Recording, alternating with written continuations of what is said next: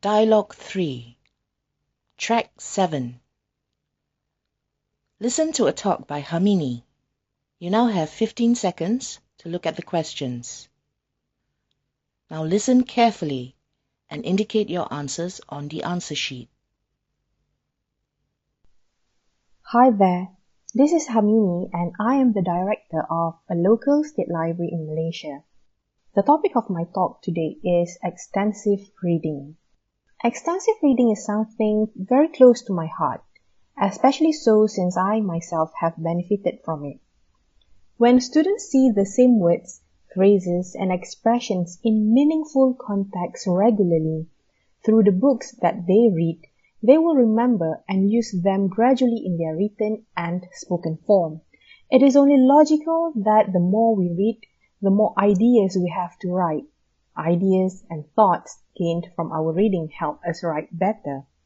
Reading has been found to build implicit knowledge of the language by increasing vocabulary acquisition, writing ability, and research has found it to be 2 to 6 times more efficient than direct instruction in expanding students' repertoire of academic vocabulary. Extensive reading is basically having students read at their level and reading what they like. Books are meant to be read at their own pace with no language tasks waiting for them afterwards.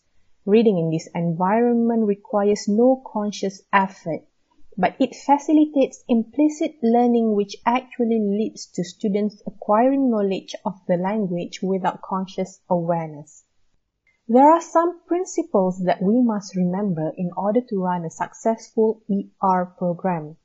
According to Day and Bamford, 2002, books and reading materials have to be easy and at students' level. Providing students with the option to choose what to read actually empowers and encourages them to read.